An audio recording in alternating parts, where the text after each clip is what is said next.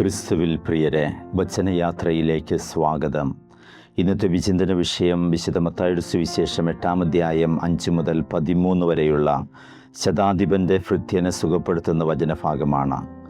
വിശുദ്ധ മർക്കോസിൻ്റെ സുവിശേഷത്തിൽ രേഖപ്പെടുത്തിയിട്ടില്ലാത്തതും വിശുദ്ധ ലൂക്കായുടെ സുവിശേഷത്തിൽ ഏതാനും യഹൂദർ വന്ന് യേശുവിനോട് ശതാധിപൻ്റെ ഭൃത്യനെ സുഖപ്പെടുത്തണമെന്ന് ആവശ്യപ്പെടുന്നതായി രേഖപ്പെടുത്തിയിരിക്കുന്നതും വിശുദ്ധ യോഹന്നാനിൽ വളരെ വ്യത്യസ്തമായ മറ്റൊരു സാഹചര്യത്തിലുമാണ് ഈ ഭാഗം അവതരിപ്പിക്കുന്നത്. വിശുദ്ധ ലൂക്കായിൽ ഈ ശതാധിപൻ യഹൂദർക്ക് വേണ്ടി സിനഗോഗ് പണിയിച്ച് നൽകിയിട്ടുണ്ട് എന്നും രേഖപ്പെടുത്തി കാണുന്നു. കഫർനാമിൽ വെച്ചാണ് ശതാധിപൻ യേശുവിനെ കാണുന്നത്. കഫർനാം ഗലീലി തടാകത്തിൻ്റെ വടക്ക് പടിഞ്ഞാറ് തീരത്തുള്ള ഒരു സ്ഥലമാണ്. യേശുവിൻ്റെ പട്ടണമെന്ന് കഫർനാം അറിയപ്പെടുന്നത്. വിശുദ്ധ പത്രോസിൻ്റെ ഭവനം അവിടെയായിരുന്നു. റോമൻ പട്ടാളത്തിൽ ഒരു ഗണത്തിൻ്റെ തലവനാണ് ശതാധിപൻ. റോമൻ പട്ടാളത്തെ ലീജിയനുകളായി തിരിച്ചിരുന്നു. ഒരു ലീജിയനിൽ 6000 പട്ടാളക്കാരുണ്ടായിരുന്നു. ഒരു ലീജിയന് 100 പേർ വീതമുള്ള 60 കൂട്ടങ്ങളായി തിരിച്ചിരുന്നു. 100 പേരുള്ള കൂട്ടത്തിൻ്റെ തലവനാണ് ശതാധിപൻ എന്ന് വിളിക്കുക. ശതാധിപന്മാർ യഹൂദരല്ല, റോമൻ ചക്രവർത്തിമാരുടെയും രാജ്യത്തിൻ്റെയും സംരക്ഷണത്തിനായി മരിക്കാൻ പോലും തയ്യാറായി കഴിയുന്നവരാണിവർ. ഒരു കാര്യം ഏറെ ശ്രദ്ധേയമാണ്. പുതിയ നിയമത്തിൽ നാം പരിചയപ്പെടുന്ന ശതാധിപന്മാർ യേശുവിനെയും അനുയായികളെയും സഹായിച്ചിട്ടുള്ളവരാണ്. യേശു ദൈവപുത്രനാണെന്ന് കുരിശിൽ കിടക്കുന്ന യേശുവിനെ നോക്കി ഒരു ശതാധിപൻ പ്രഖ്യാപിച്ചു. ക്രിസ്തുമതം സ്വീകരിച്ച ആദ്യത്തെ വിജാതിയൻ ശതാധിപനായ കൊർന്നേലിയൂസാണ്. വിശുദ്ധ പൗലോസിന് റോമൻ പൗരത്വം ഉണ്ടെന്ന് തിരിച്ചറിഞ്ഞ് അദ്ദേഹത്തെ രക്ഷിച്ചത് ഒരു ശതാധിപനാണ്.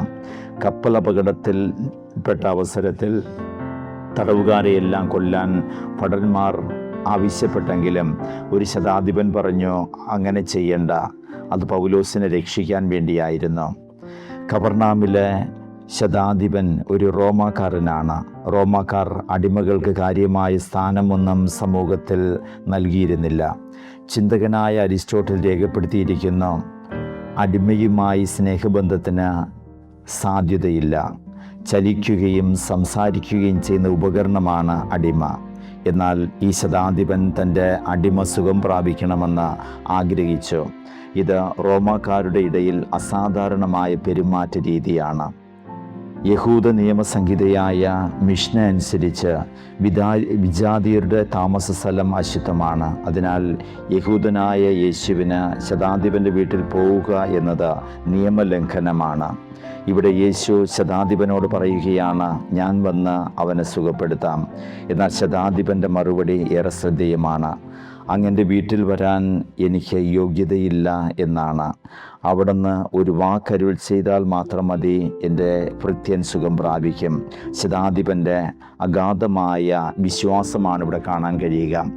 തുടർന്ന് യേശു പറഞ്ഞു, കിഴക്ക് നിന്നും പടിഞ്ഞാറ് നിന്നും നിരവധി ആളുകൾ വന്ന് അബ്രഹാത്തോടും ഇസഹാക്കിനോടും യാക്കോബിനോടും കൂടെ സ്വർഗരാജ്യത്തിൻ്റെ വിരുന്നിനിരിക്കും. ഈ വചനം കൊണ്ട് ഉദ്ദേശിക്കുന്നത് യഹൂദരല്ലാത്ത നിരവധി പേർ, വിജാതിയർ എന്നാണ്. യേശുവിലൂടെ കൈവന്ന രക്ഷയിലേക്ക് പ്രവേശിക്കും എന്നും രാജ്യത്തിൻ്റെ മക്കൾ ദൈവരാജ്യ വിരുന്നിൽ നിന്ന് അകന്നു പോകുന്നു. യെശയ്യായുടെ പുസ്തകം 60:12 കാണുന്നു, ദൈവത്തെ സേവിക്കാത്ത ജനതയും രാജ്യവും നശിക്കും. ഈ വചസ്സുകൾ നിറവേറുകയാണ്. തുടർന്ന് യേശു ശതാധിപനോട് പറഞ്ഞു, നീ വിശ്വസിച്ചതുപോലെ സംഭവിക്കട്ടെ. തൽക്ഷണം ഭൃത്യൻ സുഖം പ്രാപിച്ചു. ഇന്നത്തെ വചനം നൽകുന്ന സന്ദേശം, ഒന്നാമതായി വിശ്വാസമാണ് യേശുവിലൂടെയുള്ള രക്ഷയ്ക്കും രോഗസൗഖ്യത്തിനും നിദാനം. ശതാധിപനോട് യേശു പറഞ്ഞു, നീ വിശ്വസിച്ചതുപോലെ നിനക്ക് ഭവിക്കട്ടെ. മതപരമായ വലിയ സംഭാവനകൾ നൽകിയതുകൊണ്ടും പാരമ്പര്യ കുടുംബങ്ങളിൽ ജനിച്ചതുകൊണ്ടും മാത്രം വലിയ വിശ്വാസമുണ്ടാകണമെന്നില്ല. ദൈവജനമായ ഇസ്രായേലിൽ കാണാൻ കഴിയാത്ത വിശ്വാസം യേശു വിജാതീയനായ ശതാധിപനിൽ കണ്ടെത്തി. രണ്ടാമതായി, സജാതിയർ വിജാതിയർ എന്ന വിഭാഗീയതകൾ ക്രൈസ്തവരുടെ ഇടയിൽ പാടില്ല. യേശു വിജാതീയനായ ശതാധിപൻ്റെ ഭൃത്യനെ സുഖപ്പെടുത്തിക്കൊണ്ട് മതജാതീയ വൈരുദ്ധ്യങ്ങൾക്കുപരിയാണ് ദൈവിക കരുണയും ദൈവിക രക്ഷയുമെന്ന് കാണിച്ചു തരുന്നു. മൂന്നാമതായി വിശ്വാസത്തിൽ വളരുന്നതിനനുസരിച്ച് ജീവിത ലാളിത്യമുണ്ടാകണം. സുവിശേഷത്തിലെ ശതാധിപൻ്റെ വിശ്വാസത്തെ യേശു ശ്ലാഘിക്കുന്നു. യേശു രോഗിയെ കാണണമെന്നോ തൊടണമെന്നോ ശാഠ്യം പിടിക്കുന്നില്ല.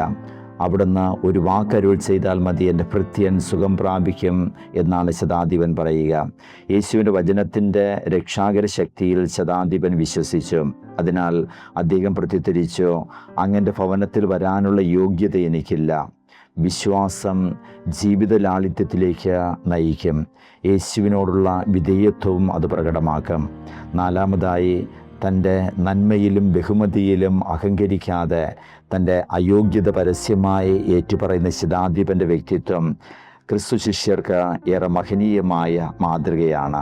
അഞ്ചാമതായി, യേശുവിന് രോഗത്തിൻ്റെ മേൽ അധികാരമുണ്ട്. ശതാധിപൻ്റെ അധികാരം റോമൻ ചക്രവർത്തി നൽകിയതാണ്. ശതാധിപൻ്റെ വാക്കിന് ശക്തിയുള്ളത് റോമൻ ചക്രവർത്തിയുടെ അധികാരവുമായി ബന്ധമുള്ളതിനാലാണ്. യേശുവിന് യഥാർത്ഥമായ അധികാരമുണ്ട്. അധികാരത്തോടെയാണ് അവിടുന്ന് പഠിപ്പിച്ചതും അത്ഭുതങ്ങൾ പ്രവർത്തിച്ചതും. ദൈവപിതാവുമായുള്ള ഗാഢമായ ബന്ധമാണ് യേശുവിൻ്റെ അധികാരത്തിൻ്റെ നിദാനം. യേശുവിൻ്റെ വാക്കുകൾ അധികാരമുള്ള വാക്കുകളായതിനാൽ അവ സൗഖ്യദായകമാണ്. ജ്ഞാനത്തിൻ്റെ പുസ്തകം 16:12 മരുന്നോ ലേപനമോ അല്ല, എല്ലാവരെയും സുഖപ്പെടുത്തുന്ന അങ്ങയുടെ വചനമാണ് അവരെ സുഖപ്പെടുത്തിയത് എന്ന് രേഖപ്പെടുത്തിയിരിക്കുന്നു. ശതാധിപൻ്റെ ജീവിത ലാളിത്യവും വിധേയത്വവും യേശുവിലുള്ള അടിയുറച്ച വിശ്വാസവും നമുക്ക് പ്രചോദനമേകട്ടെ. ദൈവം നമ്മെ അനുഗ്രഹിക്കട്ടെ.